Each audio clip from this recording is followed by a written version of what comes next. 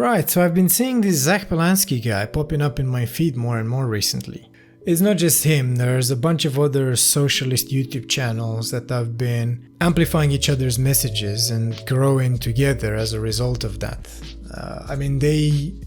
I don't even know if they claim to be unbiased, but it's obvious that they align with the Green Party and Zack Polanski and Gary Stevenson and all this kind of like tax the rich narrative on almost all major talking points. And this isn't just an online thing. There are polls right now that indicate that the Greens would win a substantive number of seats, which is more than the 2 or 3 seats that they've been winning in previous elections. And that's okay. Congratulations to them for making it this far, and good luck to them in the next election. But what I really want to talk about in this video is the style of politics that's been emerging across the political spectrum in England, right? So Farage is doing this, Polanski is doing this. And I think if the trend holds, pretty much every single party will employ this type of politics. Quick disclaimer, by the way. This video isn't about socialism being bad or migration being an issue or the actual positions of these political actors. This is more about the techniques that these guys are using to capture the sentiment of their electorate. So anyway, the age of zero accountability has given birth to this new breed of politician. You have Zack Polanski and Farage as its primary archetypes. They're basically two faces of the same coin. But this video won't really cover Farage, because Farage, for better or worse, has had such a lengthy stint in politics that there's little more than I can say about him. I'd like to explore Farage's tactics in a more extensive video in the future. So for now, I'll just focus on Polanski, since he's the more relevant character at the moment. So let's start with his history and professional experience. Zack Polanski was born in 1982 in Salford. He studied acting and worked as an actor and hypnotherapist before entering politics. He was a member of Lib Dems for about 2 years. Then he joined the Greens in 2017 and finally was elected as a London Assembly member in 2021. There, he chaired committees such as the Environment Committee, the Fire Committee. As a London Assembly member, Polanski's role has been primarily one of scrutiny rather than execution. So for those of you who don't know, Assembly members don't run departments or control budgets. Their main job is to hold the mayor to account, review citywide policies, and chair committees that investigate issues such as transport, housing, or environment. Basically, he was a bureaucrat. If you feel like his CV is a bit breezy, that's because it is. There's little in the way of long-term management or executive responsibility. His pre-political career in acting, teaching and hypnotherapy sits very far from the world of governance or administration. If you actually compare him with other current party leaders, he has significantly less relevant experience. Okay, so where am I going with this? Polanski's spearhead policy concerns taxation, and especially targeted class taxation, a domain he has incredibly limited experience with. You might think, oh, yet another critic will use his inexperience as an angle of attack. But the real question is this: what is the probability that someone so inexperienced can affect an outcome that's positive for you, the voter? Once you're in power, you need to navigate institutions, budgets and bureaucracies to actually solve serious crises like housing, energy and the economy itself. Does Polanski really have the depth, relationships and institutional savvy to fix these massive problems that we have today? And we can't really afford to have someone learning on the job when the country's in big trouble. The Greens are very different to that. Do we have a fully formed project for government? I won't be disingenuous. No, we don't. You know, if I was suddenly to be in government tomorrow, I think that would be a rocky road. Will you be going into the election hoping to be Prime Minister, or saying you think you could be Prime Minister? I'm definitely not Joe Swinsoning this. And also, I think without that experience of government, I think that would be unwise. When the system breaks, it's not the elites who pay the price. It's you. And I understand that this Robin Hood type of argument is very seductive for anyone who isn't rich. I would like these billionaires to pay more tax. Why not? The problem is that as soon as you look under the hood, you see that there's very little in what counts as a plan. Just take a look at his wealth tax proposal. We don't know how much money he actually expects to raise.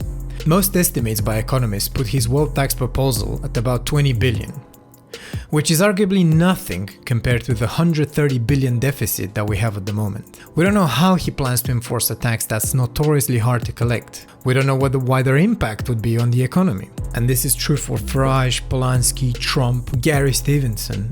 They just never say how exactly the money would be spent. For example, Polanski keeps saying he wants to invest in the NHS. Honestly, I'm so tired of this empty slogan. If you say we'll invest in the NHS convincingly enough, half the country is at your feet. Invest how?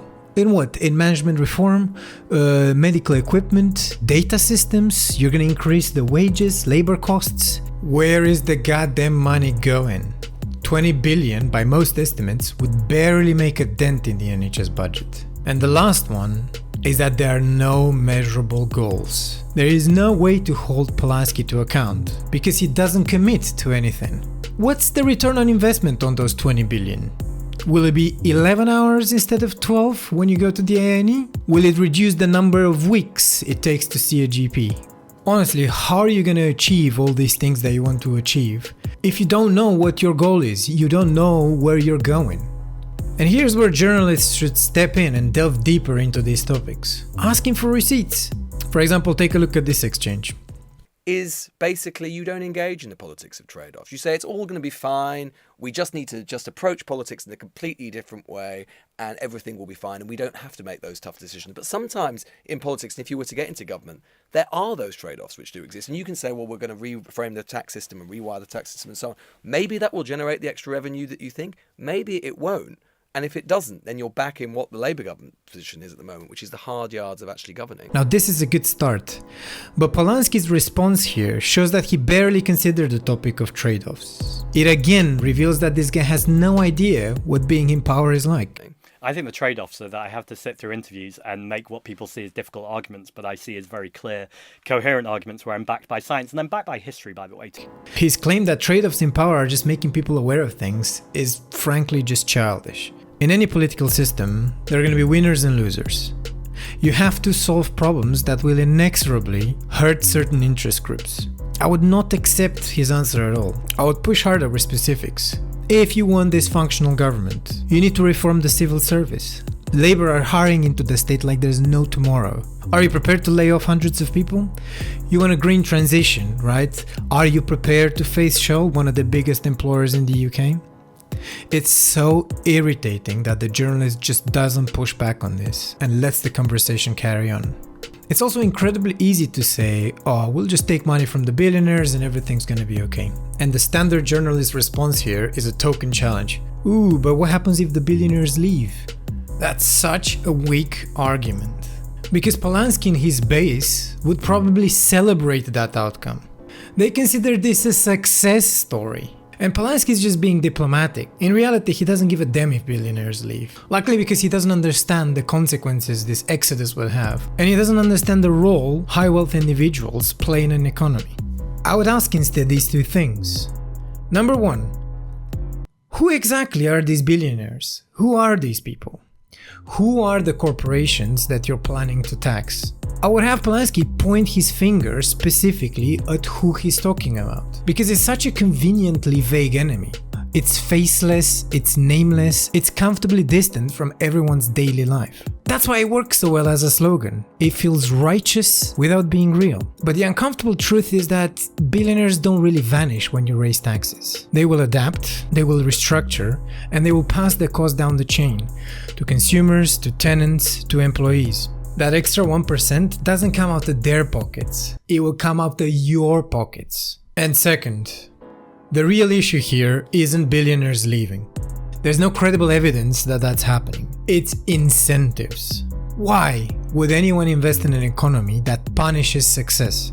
If the electorate signals it's happy to keep hiking taxes, that alone scares off capital. It tells business people, you're not welcome here. So you're not just chasing away the ultra-rich, you're eroding confidence, devaluing assets, and making the country a harder place for anyone to build something worth taxing in the first place. I just don't understand why young people romanticize this handout culture, when it's not even for them. You're campaigning for policies that barely touch your life. Sure, the NHS gets a marginal boost. But that doesn't put food on your table, or it doesn't pay your rent. It doesn't make your workplace more dynamic. It doesn't open doors for ambition, or give you the means to start something of your own. Where is the call for startup loans, for investment, for training? Tools that would help you build a career or a business? Why are we asking for more agency instead of surrendering it to the state? Just do something, build something, and challenge your politicians to support that. Don't expect the state to solve all your problems.